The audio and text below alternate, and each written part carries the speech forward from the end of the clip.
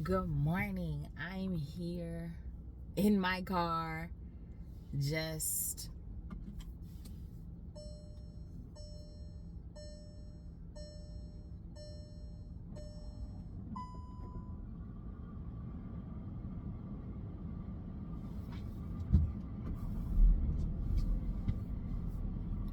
I'm in my car today because when I tell you that God is amazing, and when it's time, like, He will break you down. Like, I've never, ever felt this way before, and I was like, okay, this is new. This is something that I can't finagle, something that I can't run from, and it's time. Like, it's time. So here I am, being wildly transparent. I received a couple of words this week, just in counsel and with friendships, and just rawly, and I don't even want to say brutally, but like rawly, just being like, hey Britt, this is what you're doing and it has to stop. And it's not even, to me in that time, it wasn't something that I was ready to hear. And so honestly, I am a good finagler. Like, I can work around things. I will just make do with what I have. I will push past all the things that I actually hear and do what I feel is comfortable or what I feel is right, and be more caught up in completion of a task versus the overall task, which is crazy, I know, because I teach and preach purpose living, purpose businesses, purpose walk, and here I am, half purposed in what I'm doing. And the ability to just call it out now just feels very aware, because you don't, like, sometimes we used to be like, oh, God says I'm supposed to do this, or this is the thing, this is the gift that I was given, so this is what I'm supposed to do with it. And then when it's supposed to change, because you're so uncomfortable with whatever the change is, you give way to it for a little bit, and then you go back to what's comfortable, because we're human. We like comforts. We don't like discomfort. And I've resided there for a very, very, very long time. It has been a rocky place. It has been a jagged place. It's been a place that has tested me and tried me and made me feel like I was going through depressions and up and down, like I'd be so stagnant, and trying to blame it on all these outside factors, when the reality was that it was me, and operating in disobedience and distrust, and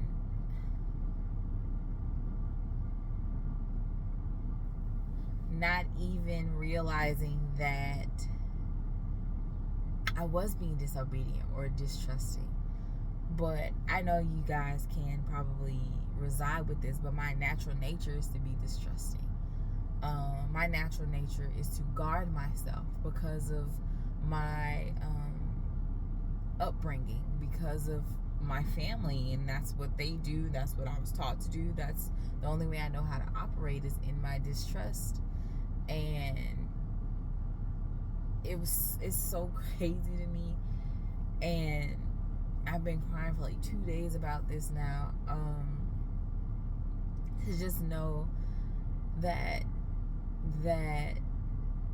it's time to be uncomfortable. And I'm not talking about, oh, I made a step and I took one step and now I'm uncomfortable and I'm just gonna sit in. I'm talking about so wildly uncomfortable that I am second guessing everything, every decision that I make, every route that I have taken, every path that I have chosen. That concrete doesn't feel concrete right now. Everything is lava. The floor is lava. And I'm just like having to literally check in, God, is this right? Like, am I supposed to do this thing on this day? Like, am I supposed to tell my husband how I really felt about this? If so, when? What do I say? What's the timing for it? What does his heart need to hear before I say it? Like, it is literally the most uncomfortable place, because you're talking to somebody who likes to move in confidence, who likes to move in fact, who like is concrete about everything. And now it's like, nope, you don't know nothing. I'm ripping all of that away. You're going to have to depend on me. That is so scary. So scary. So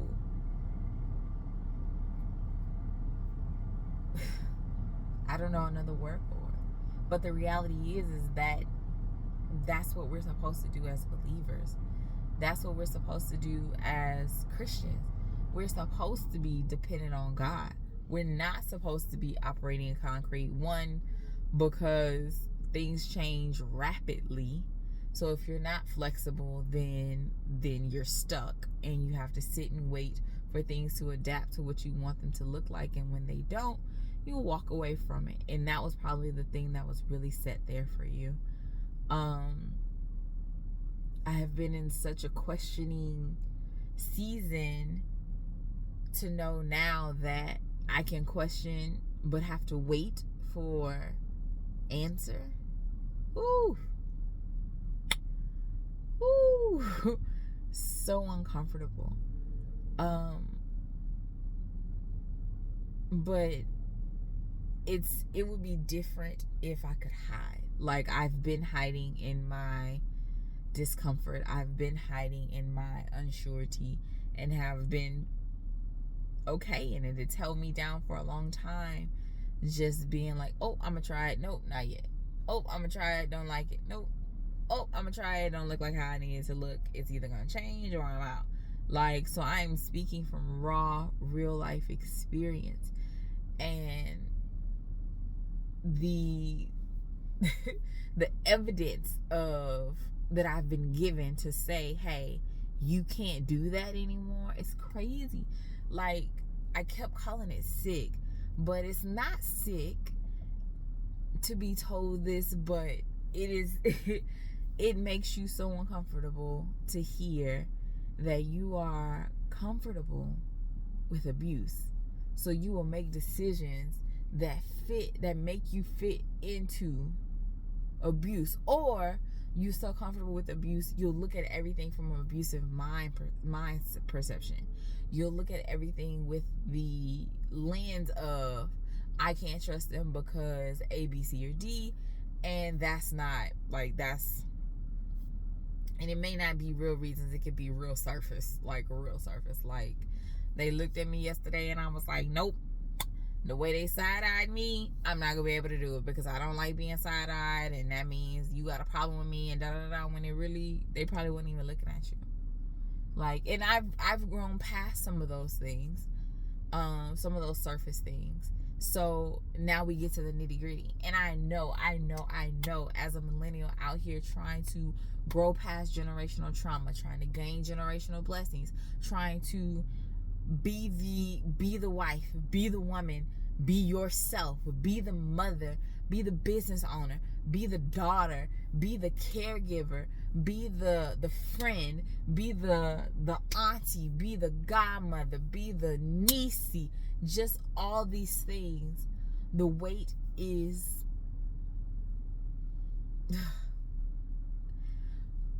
but you're okay with that.